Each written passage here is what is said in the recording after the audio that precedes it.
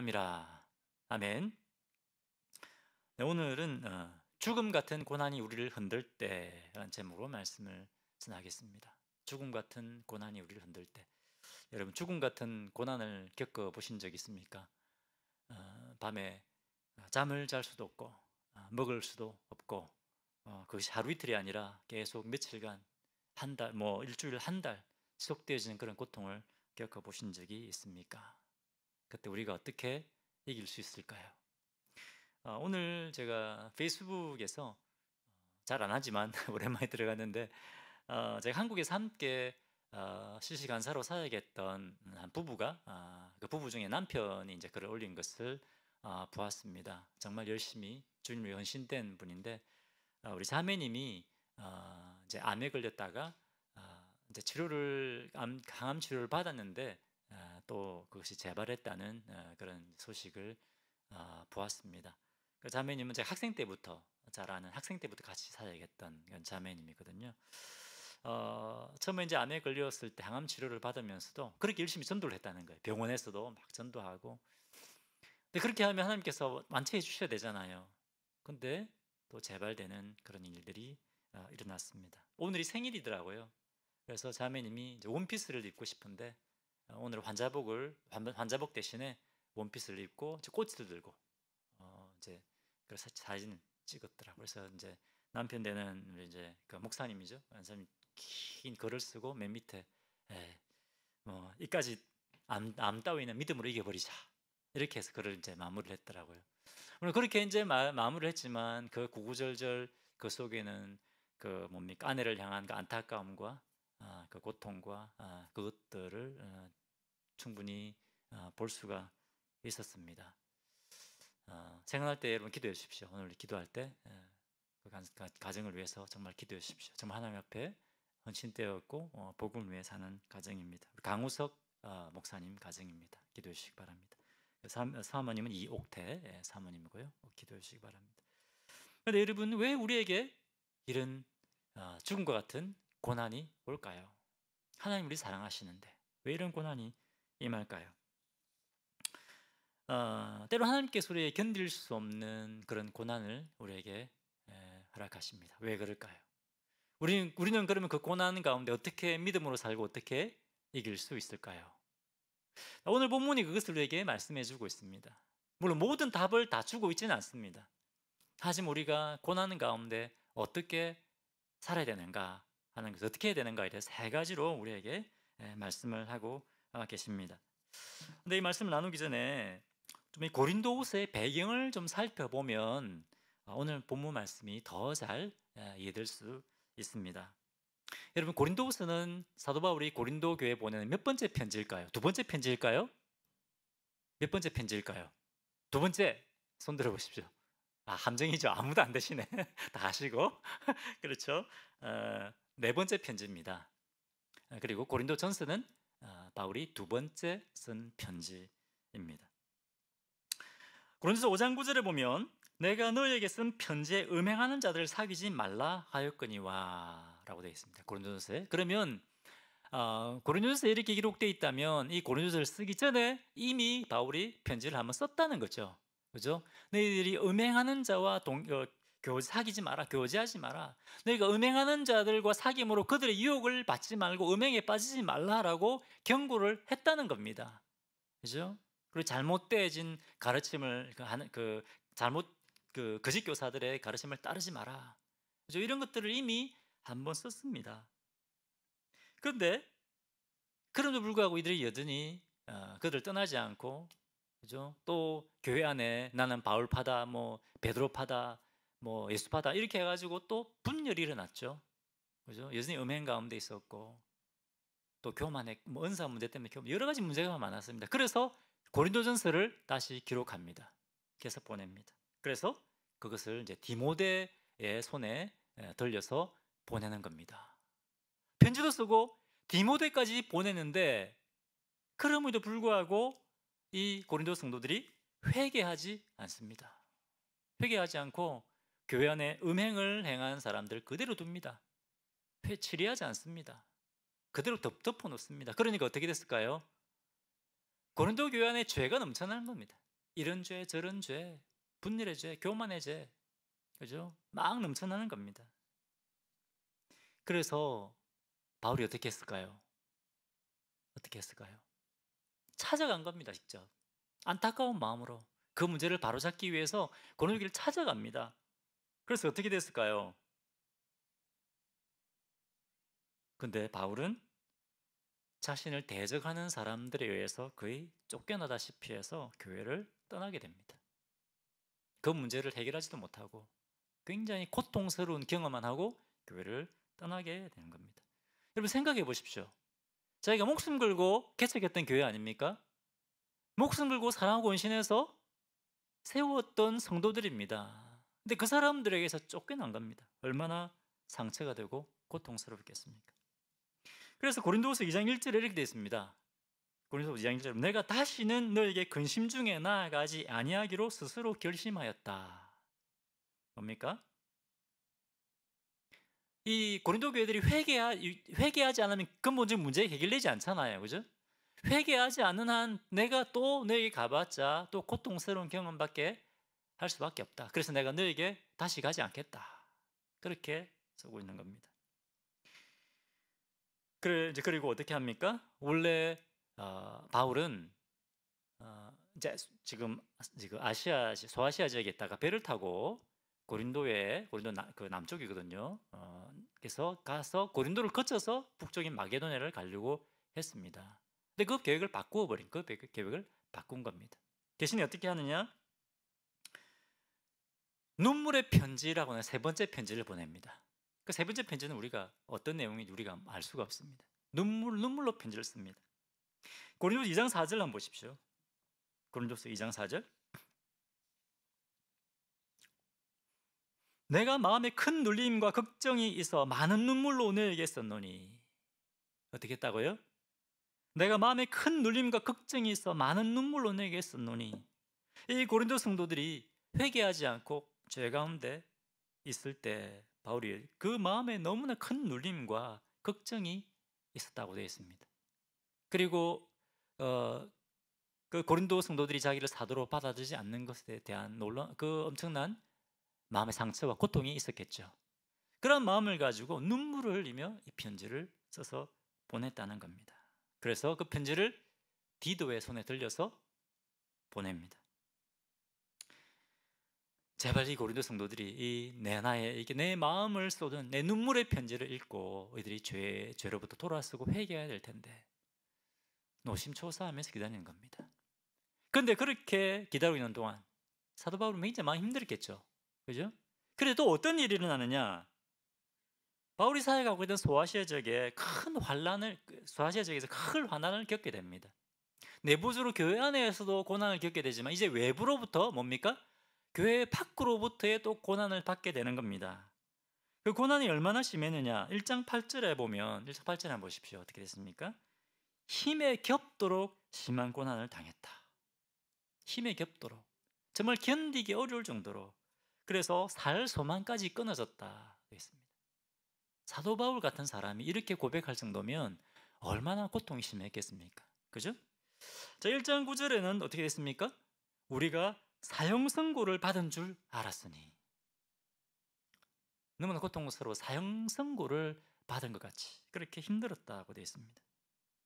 거의 죽었다고 생각할 정도의 고통이 임했다는 거죠. 여러분 사형 선고 받으면 어떻겠습니까? 여러분 만약에 사형 선고를 받았다. 잠을 잘 수 있겠습니까? 밥을 먹을 수 있겠습니까? 사형 선고를 받은 것 같은 그런 고통을 겪어보신 적 있습니까?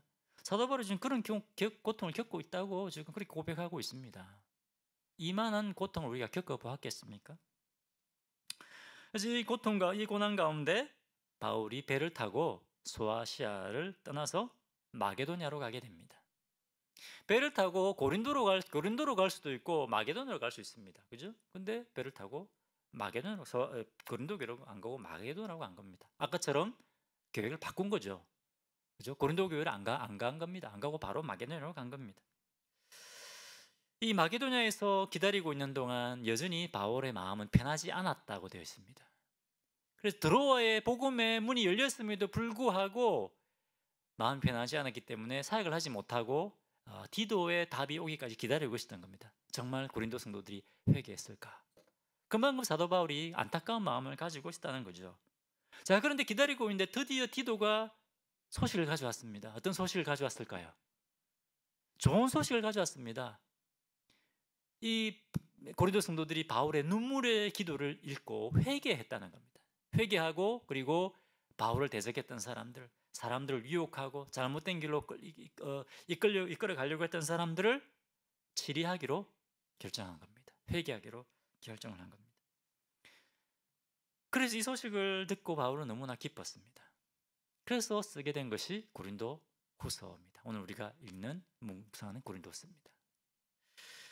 자, 너무나 감사함으로 썼습니다. 그런데 사도 바울이 느낄 때는 여전히 고린도 교회 안에 자신의 사도로서의 권위가 온전히 세워져 있지 않는 것을 느꼈던 것 같습니다. 여전히 고린도 교회 안에는 바울이 사도된 것에 대해서 의심하고 바울의 그 사도권을 인정해주지 않으려는 그런 사람들이 있었던 것 같습니다. 그래서 지금 사도 바울은 내가 사도가 맞다는 겁니다. 내가 사도가 맞다. 이런 고린도서 읽어보십시오. 계속 내가 사도다라는 것을 계속해서 반복해서 이렇게 주장하고 있습니다. 내가 하나님의 사도가 맞다는 것을 사람들에게 확신시켜 줄 필요가 있습니다. 왜 그럴까요? 사도로 인정받고 싶어서 그랬을까요? 왜 나 사도로 인정해 주지 않니? 내가 고린도 교회를 세우고 내가 눈물과 사랑으로 너희를 세웠는데, 교회를 세웠는데 왜 나를 인정해 주지 않니? 그것 때문에 사도권을 인정받기 원했을까요? 그것이 아니라 사람들이 바울이 사도가 맞다는 것을 인정할 때 어떻습니까? 사도 바울이 가르치는 그 가르침을 받아들이게 되는 거죠. 바울이 진짜 사도가 맞을까? 저 사람 진짜 목사가 맞을까? 그러면 서서히 여러분이 많이 저에 대해서 야, 이 상철목 진짜 목사가 맞을까? 그런 마음을 가지면 제가 아무리 앞에서 하나님 말씀을 전한다 해도 그 말씀을 받기가 어렵잖아요. 사도 바울도 마찬가지입니다. 사람들이 바울이 맞다, 하나님께서 세워주신 사도가 맞다 라는 그 확신이 들 때 이 바울의 가르침을 받아들이게 되는 겁니다. 그것 때문에 바울은 뭡니까? 내가 하나님께 부르면 사도가 맞다는 것을 이 사람들에게 확신시켜 줄 필요가 있었던 것입니다. 참 여러분 얼마나 안타깝습니까? 그죠? 자기가 세운 성도들에게 내가 사도가 맞다는 것을 증명해야 되고 또 밖으로는 또 외부로부터 그죠? 그런 숱한 환난과 핍박을 받게 되고 이 정말 총체적인 위기 아닙니까? 그죠? 이 고린도 교회 안에는 여러 가지 이유로 바울의 그 사도권을 의심하게 하는 것들이 있습니다. 첫 번째는 원래 사도 바울이 고린도 교회 방문한다고 했죠. 근데 그 방문 계획을 바꿨습니다. 그러니까 사람들이 오해하는 겁니다. 바울이 진짜 사도가 맞나? 바울이 진짜 하나님의 뜻을 구하고 사는 사람이 맞나? 하나님의 뜻을 구하고 기도했다면 그 하나님이 고린도를 가라 했다면 이렇게 고린도로 갔다가 해야 될 텐데 왜 자기 마음대로 이렇게 했다 저렇게 했다 하느냐? 사도 바울은 하나님의 뜻을 구하는 사도가 아니라 자기 마음대로 자기 육신의 생각대로 하는 사람이 아니냐? 여러분 제가 무슨 말하는지 이해가 되십니까? 네, 그런 부분도 있었다는 것이죠. 또 어떤 부분이 있었을까요? 또 고린도 교회 안에 바울에 대해서 어떤 평가를 내리는 사람들이 있었습니까? 고린도 10장 10절에 보면 이렇게 됐습니다. 그들의 말이 그의 편지들은 무게가 있고 힘이 있으나 그가 몸으로 대할 때는 약하고 그 말도 시원치 않다 하니 뭡니까? 바울을 대해보면 몸으로 할 때 약하고 바울이 모르겠습니다. 사도 바울이 몸이 왜 쏘했는지 아니면 어떤 병을 가지고 있었는지 모르겠습니다. 약해 보였다는 겁니다. 그리고 또 말도 시원치 않다 하니 이것이 어떤 의미인지 모르겠습니다. 바울이 언변이 없었는지 언변이 없었겠죠? 쉽게 말하면 뭐냐면 설교가 별로라는 겁니다. 그죠? 사도라면 하나님께 건강의 복도 확 주시고 사도라면 이렇게 말씀도 흥능히 전하고 이렇게 되는데 그렇지 않다는 겁니다. 그것 때문에 사도 바울의 사도권에 대해서 의심하는 사람들이 있었다는 겁니다. 그 외에도 여러 가지가 있었습니다. 여러분 고린도 전서 후서 읽어보시면 그 외에도 여러 가지가 있습니다. 자, 고린도후서 1장, 오늘 이제 1장을 봤는데 오늘 1장에서도 그 부분을 다루고 있습니다. 그래서 사도 바울이 겪고 있는 그 고난에 대한 부분입니다. 이 당시의 사람들은 아마 이렇게 생각을 한 것 같습니다. 바울이 진짜 사도라면 하나님께서 그의 가는 길을 고속도로처럼 이렇게 팍 닦아줘야 되지 않느냐, 순적하게 사역이 이루어져야 되지 않느냐. 근데 왜 자꾸 사도 바울이 하는 사역은 막히냐. 사도 바울이 엄청난 사역을 했지 않습니까? 그죠? 엄청난 복음의 사역을 했습니다. 엄청난 능력을 행했습니다. 근데 그럼에도 불구하고 이런 고난들 때문에 왜 사도 바울은 소아시아에서 도망쳐 나왔느냐? 바울이 진짜 사도가 맞나? 가짜 아닌가? 그죠? 그런 생각을 한 것 같습니다. 자, 이런 상황에서 참 보십시오. 사도 바울이 지금 겪고 있는 참 감당하기 어려운 이 고난. 자, 이 고난 속에서 지금 바울이 어떻게 하고 있는가 한번 보겠습니다. 1절 보겠습니다. 1절. 같이 읽어볼까요? 자, 시작. 하나님의 뜻으로 말미암아 그리스도 예수의 사도된 바울과 형제 디모데는 고린도에 있는 하나님의 교회와 또 온 아가야에 있는 모든 성도에게 2절 하나님 우리 아버지와 주 예수 그리스도로부터 은혜와 평강이 있기를 원하노라. 자, 여기서 지금 바울이 자기를 어떻게 소개하고 있습니까? 하나님의 뜻으로 말미암아 그리스도 예수의 사도된 바울. 서시서마다 바울 자신을 소개하는 걸 조금씩 다르게 하고 있습니다. 근데 이 지금 고린도후서는 어떻게 소개하고 있습니까?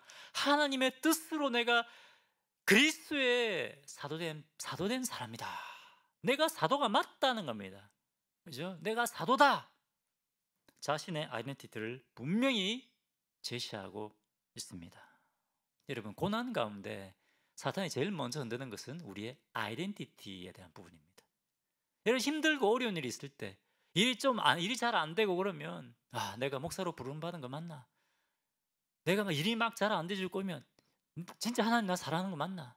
내가 진짜 하나님의 존귀한 자녀가 맞나? 그죠? 여러분, 그렇지 않습니까? 고난이 오면 우리가 물론 이제 믿음으로 견고 있었으면 전혀 요동하지 않지만 이런 고난이 올 때, 일이 잘 되어지지 않을 때, 그죠? 실패할 때 이런 아이덴티티에 대한 그런 시험이 우리에게 올 수 있다는 것입니다. 사탄이 이런 고난을 통해서 우리 아이덴티티를 흔드는 겁니다. 그죠? 근데 에베소 2장에 우리에게 뭐라고 말씀하고 있습니까? 에베소 2장에 보면 우리는 다 하나님의 상속자다라고 되어 있습니다. 하나님의 상속자. 하나님의 상속자가 뭡니까? 하나님 나라의 상속자입니다. 그것이 우리 아이덴티티라는 겁니다.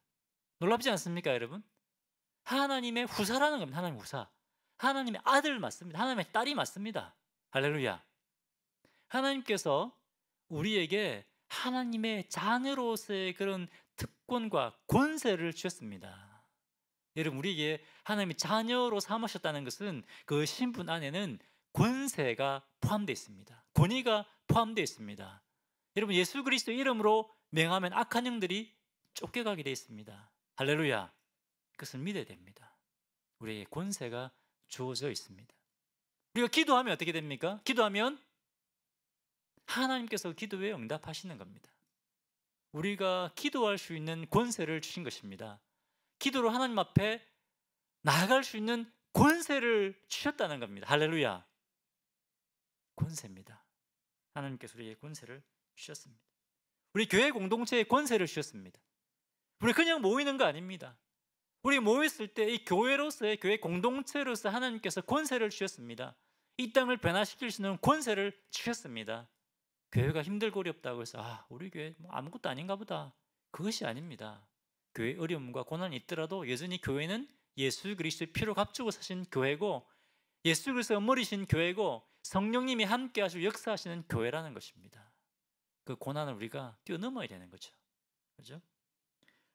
또 사역자도 마찬가지입니다. 교회 직분자도 마찬가지입니다.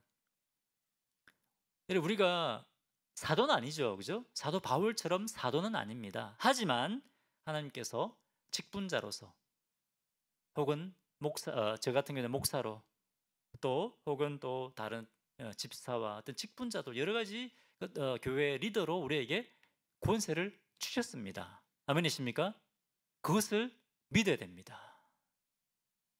우리가 생각대로 사역이 잘 되어지지 않고 길이 잘 열리지 않는 것 같고 그럴 때 하나님께서 우리를 불러주신 그 직분자로서의 그 아이덴티티를 잃어버리면 안 됩니다. 그것이 흔들리면 안 됩니다. 그리고 하나님께서 이 교회를 위해서 직분자들에게 권세를 주셔서 세우셨다는 것을 인정해야 됩니다. 하나님께서 목사를 세우셔서 그에 맞는 권위를 주셨다는 것을 교회 공동체가 받아들여야 됩니다. 그래야 교회가 흔들리지 않고 요동하지 않는 겁니다. 사탄은 그것을 흔듭니다. 야, 저게 뭐 목사냐? 저 뭐 존경할 만하냐? 저 말씀이 뭐 믿을 만하냐? 근데 여러분 속으면 안 됩니다. 하나님께서 세우셨다는 것을 우리는 믿어야 됩니다. 아멘이십니까? 각자 우리에 맡겨진 직분도 마찬가지입니다. 뭐 어떻게 하다 보니 내가 직분을 받았지? 아닙니다. 하나님께서 우리를 사랑하시고 우리를 쓰시기 위해서 우리에게 직분을 주셨다는 것을 믿어야 됩니다. 자, 우리가 이 죽음 같은 고난이 우리를 흔들 때 첫 번째 우리의 아이덴티티를 붙들어야 됩니다. 주님 안에서 우리의 아이덴티티를 붙들어야 됩니다. 특히 직분자는 하나님께서 나에게 직분을 주신 것에 대한 그것을 흔들리지 않고 붙들어야 됩니다. 아멘이십니까? 네, 우리 옆에 분들에게 하나님 안에서 아이덴티티를 잊지 맙시다. 축복하시기 바랍니다. 하나님 안에 아이덴티티를 잊지 마십시오. 붙드셔야 됩니다. 자, 두 번째, 우리가 죽음 같은 이 고난이 올 때 어떻게 해야 되느냐? 두 번째는 위로의 하나님을 바라봐야 됩니다. 위로의 하나님. 위로의 하나님. 우리 하나님은 넉넉히 이 고난을 이기게 하신다. 이 고난을 이기게 하신다. 그죠? 우리를 위로하셔서 넉넉히 이 고난을 이기게 하신다. 네, 그것을 우리가 그 소망을 우리가 붙들어야 됩니다. 3절 보겠습니다. 찬송하리로다. 그는 우리 주 예수 그리스도의 하나님이시요 자비의 아버지시요 모든 위로의 하나님이시며 됐습니다. 찬송하리로다. 지금 바울이 찬송할 수 있는 상황입니까? 근데 찬송하리로다. 찬송하리로다. 왜? 주님을 바라보니까 찬송이 나오는 겁니다. 이 고난 가운데 어떤 주님을 바라보고 있습니까? 그는 우리 주 예수 그리스도의 하나님이시요. 이 한글 성경에는 우리 주 예수 그리스도 하나님이시요라고 되어 있는데 원래는 예수 그리스도의 아버지시요라는 번역이 맞습니다. 영어 성경을 보십시오. 우리 주 예수 그리스도의 아버지시요, 자비의 아버지시요, 모든 위로의 하나님이시며. 하나님 어떤 분이시라고요? 우리의 아버지 되신다. 우리 아버지. 그 아버지신데 그 아버지는 그 자녀를 향해서 자비를 베푸시고 우리를 긍휼히 계신 분이시다. 우리를 불쌍히 계시는 분이시라는 겁니다. 여러분 옆에 분들이 우리 하나님은 우리를 불쌍히 계시는 아버지십니다. 축복하시기 바랍니다. 하나님은 우리를 불쌍히 계시는 아버지십니다. 네. 자꾸 잊어버려요. 그래서 자꾸 우리가 고백해야 됩니다. 하나님은 자비의 하나님이십니다. 아버지십니다. 자, 그런데 이 하나님은 우리의 모든 상황 속에서 한 번, 두 번이 아니라 모든 상황에서 우리를 보십시오. 모든 위로의 하나님이라고 되어 있습니다. 모든 상황에서 우리를 위로해 주실 수 있는 분이다라고 말씀하고 있습니다. 4절에 우리의 모든 환난 중에서 우리를 위로하사 우리로 하여금 하나님께 받는 위로로 모든 환난 중에 있는 자들을 능히 위로하게 하시는 이시로다. 다시 한번 우리가 말씀하십니다. 하나님은 우리의 모든 환난 가운데 우리를 위로하시는 분이다. 자, 근데 중요한 것은 하나님 우리 아버지신데 그 환난을 피하게 하실 수 있잖아요. 그렇지 않습니까? 환난을 면제시키실 수 있습니다. 그런데 우리 하나님께서는 물론 그 환난을 면제시키기도 하시지만 그 환난을 정면으로 통과하게 하시는 분이라는 겁니다. 우리 아버지 하나님께서 환난을 지나가게 하시는 겁니다. 훈련하기 원하시는 겁니다. 우리가 그 환난 가운데 견고하고 강해지기를 원하시는 겁니다. 그래서 우리가 환난 가운데 있을 때 더 큰 위로로 우리를 붙드시고 그 환난을 넉넉히 이기게 하시는 분이라는 겁니다. 우리 하나님 우리를 위로하시고 환난을 이기게 하시는 분이십니다. 환난을 이기게 하시는 분이십니다. 우리 하나님 환난을 이기게 하시는 분이십니다. 따라하시죠. 우리 하나님은 우리의 환난을 이기게 하시는 분이십니다. 할렐루야. 네. 한 번, 두 번이 아니라 사도 바울이 모든 환난이라고, 모든 위로라고 했으면 사도 바울이 그동안 살아오면서 얼마나 많은 환난을 겪었겠습니까? 그죠? 한 번, 두 번이 아닙니다. 우리를 연단하기 위해서 우리 하나님은 계속해서 우리에게 이런 환난을 주신다는 겁니다. 근데 그 모든 환난을 극복하고 뛰어넘을 수 있는 힘을 우리에게 주셨다는 것입니다. 자, 이 당시 사람들은 이 수많은 환난에 부딪히는 바울을 보고 아마도 야, 저 진짜 사도가 맞나? 진짜 하나님이 함께 하신다면 어떻게 바울에게 맨날 저런 어려움이 일어나냐? 그렇게 이야기하지 않았을까요? 그죠? 우리가 막 고통, 고난 가운데 있는 사람 보면 이해할 수 없는 고난 가운데, 야, 저 사람 진짜 하나님 벌 줄 수 있는 거 아니야? 우리 그렇게 생각할 때가 있지 않습니까? 물론 그럴 수도 있겠죠. 하지만 하나님께서 그 사람을 연단하고, 그죠? 견고히 세우시기 위해서 할 수 있다는 것입니다. 하나님 우리 인생길을 그냥 고속도로처럼 막 길을 뚫어주시는 분이 아니라는 겁니다. 오히려 하나님은 우리 가는 길을 막으실 수도 있는 분입니다. 하나님 우리 길을 막으실 수도 있는 분이라는 겁니다. 근데 그것을 통해서 뭡니까? 하나님께서 우리를 연단하시는 겁니다. 이번 주 수요일까지 우리는 시편 30편 말씀 묵상했습니다. 그렇죠? 시편 30편 말씀 묵상했는데 다윗이시죠? 어떤 시였습니까? 구구절절히 죄송합니다. 구구절절히 다윗이, 그죠? 너무 고통스럽다, 힘들다, 그죠? 주위 사방이 전부 적으로 둘러싸이고 사방이 그냥 두려움으로 가득 차 있다. 그리고 그 적들 때문에 내 이웃들이 나는 모든 이웃들이 나를 무시하고 멸시한다. 그리고 친구들도 나를 모른 척하고, 그죠? 나를 다 무시한다, 떠나버렸다. 근데 그 가운데, 그 환난 가운데 다윗이 어떻게 고백하고 있습니까? 여호와는 나의 반석이다. 여호와 나의 반석이다. 바울 이야기하는데 이 다윗이 경험으로 안 겁니다. 어떻게 알았습니까? 환난을 겪었기 때문에 아는 겁니다. 그 환난 가운데 하나님이 그 가운데 나를 요동치 않게 하는 구원의 반석이 되어주셨다. 나의 요새가 되어주셨다. 나의 피난처가 되어주셨다. 그렇게 고백하는 겁니다. 과거에 그렇게 인도하신 하나님이 지금 겪고 있는 이 고난도 넉넉히 이기게 하실 것이다 라고 하면서 하나님을 찬양하고 있습니다. 하나님의 인자하심을 찬양합니다. 인자하심이 뭡니까? 아까 우리 찬양했던 신실하신 하나님, 신실하신, 충성스러울 정도로 우리를 변함없는 사랑으로 사랑하시는 그것이 인자함입니다. 하나님의 인자하심. 다윗이 고난 때문에 그것을 하나님을 더 깊이 알게 된 겁니다. 우리가 더 큰 환난을 겪으면 겪을수록 하나님의 위로는 더 크고 넘치는 겁니다. 우리가 더 큰 환난을 겪을수록 우리는 하나님의 위로하심과 하나님의 사랑과 내가 얼마나 큰가 더 경험하게 된다는 것입니다. 자, 이렇게 해서 하나님께서 우리를 어떤 존재로 만들어 가느냐, 4절 후반부를 보겠습니다. 우리로 하여금 하나님께 받는 위로로서 모든 환난 중에 있는 자들을 능히 위로하게 하시는 시로다. 어떻게 하신다고요? 이 고난을 겪게 하심으로, 하나님의 그 위로를 경험하게 하심으로 또 고난을 겪고 있는 사람들을 우리로 하여금 위로하게 하신다는 겁니다. 하나님의 위로의 하나님 아니십니까? 우리도 위로하는 사람들로 삼으신다는 겁니다. 할렐루야. 5절에 그리스도의 고난이 우리에게 넘친 것 같이 우리가 받는 위로도 그리스도로 말미암아 넘치는도다.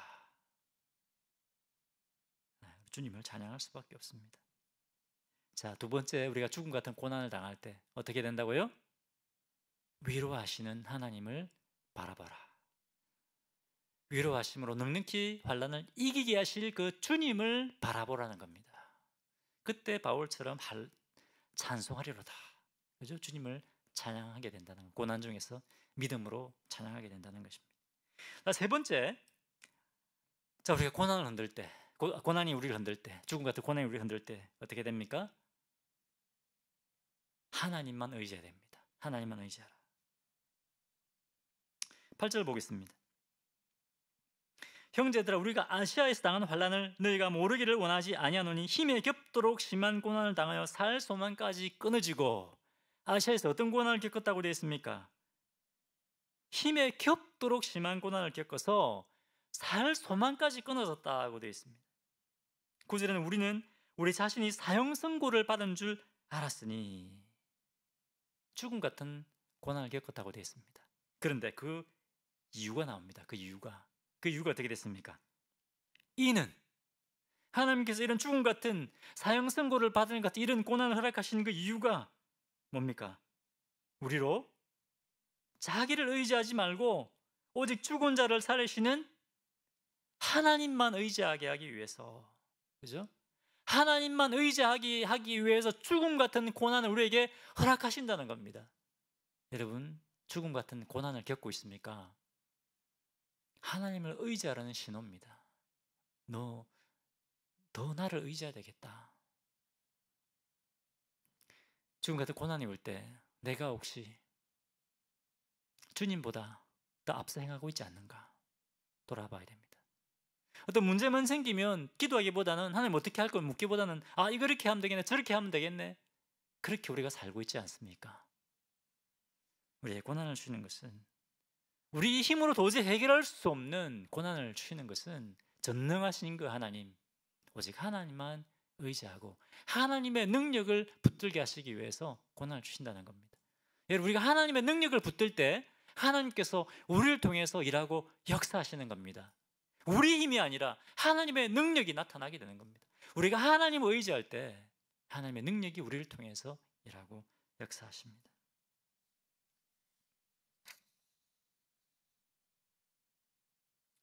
여러분, 하나님의 사랑받는 자녀라도, 비록 사도라 할지라도 하나님께서 때로는 죽음과 같은 고난을 허락하실 때가 있다는 것을 알아야 됩니다. 하나님께서 왜 이 고난을 허락하시는가? 그것을 우리가 물어야 됩니다.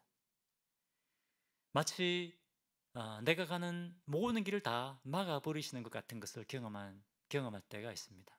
여러분, 그럴 때 없습니까? 그럴 때가 있습니다. 제가 군대 제대를 하고 모든 문이 다 닫혀버린 것 같아요. 학비도 없고, 그렇죠? 이것도 없고 저것도 없고 아무것도 안 되는 그런 상황을 겪은 적이 있습니다. 근데 그때는 정말 이 입을 벌리고 하나님만 바라보게 되더라고요. 왜? 내가 할 수 있는 것도 아무것도 없으니까. 내 힘으로 할 수 있는 것이 아무것도 없더라고요.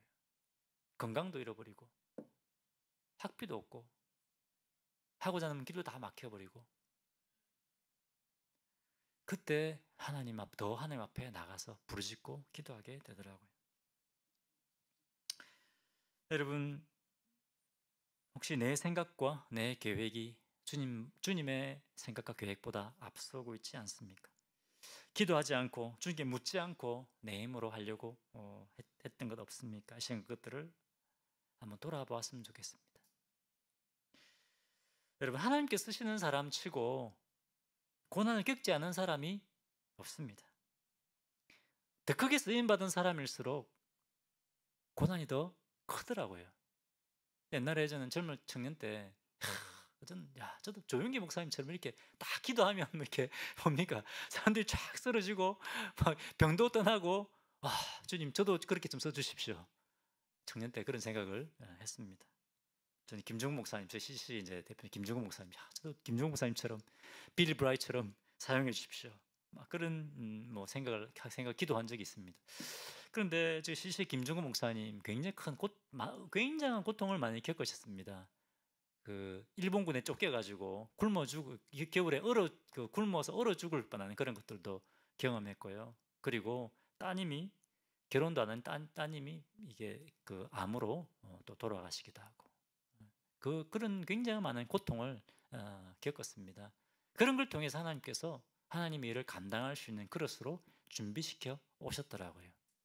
여러분, 하나님께서 우리에게 고난을 주시는 것은 하나님께서 쓰시는 그릇이 되도록 우리를 더 준비시키기 위해서 그렇게 하시는 겁니다. 우리 자신이 아니라 하나님만 의지하게 하기 위해서 그렇게 하시는 것입니다. 여러분, 지금까지 많은 고난을 겪었을 줄을 믿습니다. 그 고난 때문에 여기 계신 겁니다. 그렇죠? 그리고 앞으로도 우리를 더 쓰시기 위해서 그런 고난을 허락하실 때가 있습니다. 그때 주님도 의지하라고 하시는 것이구나, 그렇게 받들어 전심으로 주님 앞에 나아가시기를 바랍니다. 여러분, 고난과 어떤 지금 미래에 있어서 길이 막히고 어렵고 실패하고 그렇습니까? 하나님의 사람이 아니기 때문에 그런 것이 아닙니다. 하나님 우리를 사랑하지 않기 때문에 그런 것이 아니라는 것을 기억하십시오. 그런 고난이 있을 때 첫 번째, 흔들리지 않도록 뭡니까? 우리의 아이덴티티를 붙들어야 됩니다. 하나님 안에서 아이덴티티를 붙들어야 됩니다. 두 번째는 뭡니까? 하나님의 위로하심. 위로의 하나님을 붙들고 고난을 이기게 하실 것을 붙들고 소망을 품고 우리도 하나님 위로의 하나님을 쫓아 위로한 자들이 되어야 됩니다. 세 번째 마지막으로 뭡니까? 우리가 하나님만 의지해야 됩니다. 하나님의 능력을 경험할 수 있도록 하나님만 의지해야